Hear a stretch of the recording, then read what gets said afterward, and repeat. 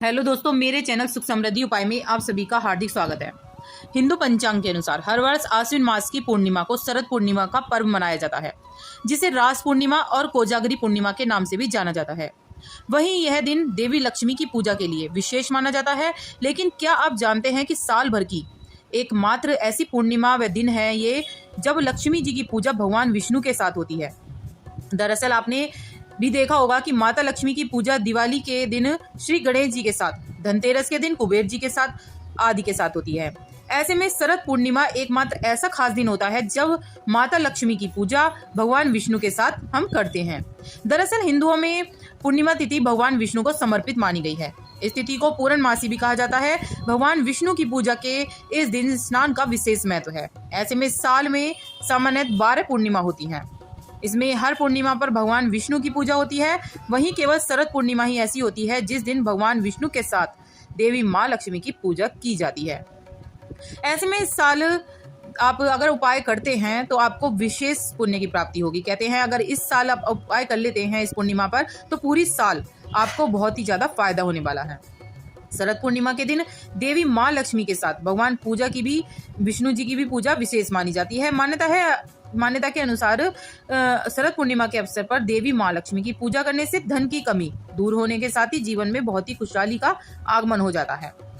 शरद पूर्णिमा को देश में कई हिस्सों में कोजागरी पूर्णिमा कहते हैं, नवन्ना पूर्णिमा कहते हैं, कौमुदी पूर्णिमा कहते हैं और कुछ लोग आश्विन पूर्णिमा जैसे अलग अलग नामों से जाना जाता है। वहीं इस दिन देश में और विभिन्न हिस्सों में अविवाहित भी लड़कियां भगवान विष्णु को प्रसन्न करने के लिए एक उपयुक्त वर पाने के लिए शरद पूर्णिमा का व्रत रखती हैं। इस दिन भगवान श्री कृष्ण ने रास भी रचाते हैं, लीला भी रचाई थी। इसके साथ ही शरद पूर्णिमा के दिन चंद्रमा की विशेष पूजा अर्चना करने का विधान है।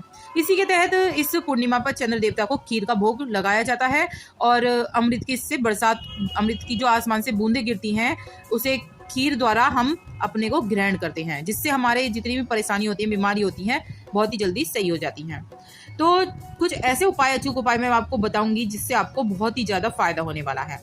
कहते हैं झाड़ू जो होती है वो माँ लक्ष्मी का रूप होती है और जिस घर में अच्छी सी झाड़ू रखी जाती है, दुबकाकर झाड़ू रखी जाती है, आदर करा जाता है झाड़ू का, वहां पर हमेशा माँ लक्ष्मी विराजती हैं। और जो लोग पुरानी झाड़ू को घिसते ही जाते हैं, उसका उपयोग ही करे जाते हैं, उस घर में दरिद्रता ही दरिद्रता रहती है। तो इसलिए कहते हैं कि मावस के दिन आपको झाड़ू बाहर निकाल देनी चाहिए और पूर्णिमा के दिन आप नई झाड़ू ला सकते हैं। बहुत शुभ मानी जाती है अगर आप झाड़ू भी लेके आते हैं पूर्णिमा पर। झाड़ू का संबंध सीधा माँ लक्ष्मी से है। जब भी आप झाड़ू लाएं उसमें सबसे पहले उसका पूजन करना चाहिए। चाहे आप सहरोस में ला रहे हैं, स्पेशल शुक्रवार को आप झाड़ू ले आएं अगर ज़्यादा जरूरी है तो, और उससे पहले पूज लें, उस पर कलावा जरूर बांधें, उसके बाद ही उसका प्रयोग करें। कभी भी पैर नहीं मारना चाहिए झाड़ू पे। अगर गलती से आपका पैर लग जाता है तो आपको तुरंत ही माफ़ी मांगनी चाहिए। और हमेशा सबसे उत्तम जगह होती है उत्तर पश्चिम की। हमेशा झाड़ू को उत्तर पश्चिम की जगह रखना चाहिए। कभी भी बेड वगैरह के नीचे नहीं रखना चाहिए झाड़ू को। हमेशा दूसरों की नज़र से छुपा के रखना चाहिए। इससे घर में सुख समृद्धि आती है और माँ लक्ष्मी का निवास होता है। इसलिए कहते हैं कि धनतेरस पर झाड़ू लाना बहुत ही शुभ माना जाता है। कहते हैं धनतेरस पर जो झाड़ू लेकर अपने घर में आता है, सीधा माँ लक्ष्मी उसके घर में प्रवेश कर जाती हैं और उसकी पूजा, विधिवत पूजा करने के बाद ही उसका प्रयोग किया जाता है। दीपावली के बाद ही उसका प्रयोग करें और उसकी विधिवत पूजा आपको करनी चाहिए। इससे माँ लक्ष्मी का अखंड वास होता है और हमारे घर में संपन्नता आती है।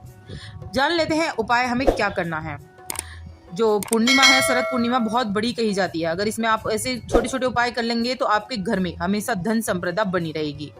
बात कर लेते हैं पहले उपाय की। आपको क्या करना है, आपको शाम को खीर बनानी है। खीर बनाने के बाद आपको वो रोशनी चंद्रमा की रोशनी में दिखानी है और चंद्रमा की रोशनी में दिखाने के बाद एक दिया बनाना है आटे का, चौमुखी दिया बनाइए। उसमें हो सके तो 8 बत्ती लगाइए, क्योंकि माँ लक्ष्मी जो अष्ट लक्ष्मी होती हैं, अष्ट लक्ष्मी के लिए 8 बत्ती लगाई जाती हैं। तो उसके अंदर चौमुखी दिए में 8 आपको बत्ती लगानी है। 8 बत्ती लगाने के बाद आपको अपने मेन गेट पर रखनी है दिए के अंदर, और दिए के नीचे आपको थोड़े से चावल जरूर रखने हैं, वो आप मेन गेट पर रख दीजिए। दूसरा आपको बताती हूँ, उस दिन आपको गुलाब का फूल जरूर चढ़ाना चाहिए माँ लक्ष्मी को। विधिवत पूजा करनी चाहिए विष्णु भगवान के साथ। अगर आप तस्वीर लेने जा रहे हैं तो साथ में भगवान विष्णु और माँ लक्ष्मी की साथ में प्रतिमा होनी चाहिए। इससे अपार सुख मिलता है हमें। और आपको क्या करना है, झाड़ू के नीचे, मेन पॉइंट था कि झाड़ू के नीचे क्या दबा दे। झाड़ू के नीचे आपको रखना है, या तो आप 10 रुपये का सिक्का रख सकते हैं, या 1 रुपये का रख सकते हैं, 5 रुपये का। आपको कोई सा भी एक कॉइन रखना है, कॉइन होना चाहिए वो जो हम यूज़ करते हैं। इन तीनों में से कोई सा भी आप सिक्का रख दीजिए झाड़ू के नीचे। रात को सोते समय ये आपको करना है। और याद रखें कि झाड़ू उत्तर पश्चिम दिशा में ही रखी हो, इधर उधर आपको झाड़ू नहीं रखनी है। और दूसरी बात, इसके अलावा आप क्या कर सकते हैं, झाड़ू के नीचे 2 लौंग और 1 सुपारी आप रख दीजिए। इससे धन एकदम खींचा चला आता है, कहते हैं ना चुंबक की तरह काम करती है ये। इससे माँ लक्ष्मी एकदम खींची चली आती है। बहुत ही अच्छे उपाय हैं, जरूर करिए। इससे माँ लक्ष्मी की कृपा हमेशा आपके और आपके परिवार पर बनी रहेगी। और कहते हैं अगर इस दिन हमने कोई उपाय कर लिया तो समझ लीजिए कि माँ लक्ष्मी की विशेष कृपा हमें मिलने वाली है। तो जरूर करिए, अच्छे से मनाइए शरद पूर्णिमा। माँ लक्ष्मी इस दिन धरती पर ही विचरण करती हैं। जब देखती हैं कि जहाँ पर मेरी पूजा पाठ हो रही है, जहाँ पर मेरा गुणगान हो रहा है, वहीं पर आकर वो रुक जाती हैं। तो ये विशेष उपाय थे। वीडियो उपयोगी लगे तो लाइक सब्सक्राइब जरूर करिएगा, जिससे आगे वीडियो मिलती रहे। और कमेंट में जय माँ लक्ष्मी जरूर लिखिएगा। जय माँ लक्ष्मी दोस्तों।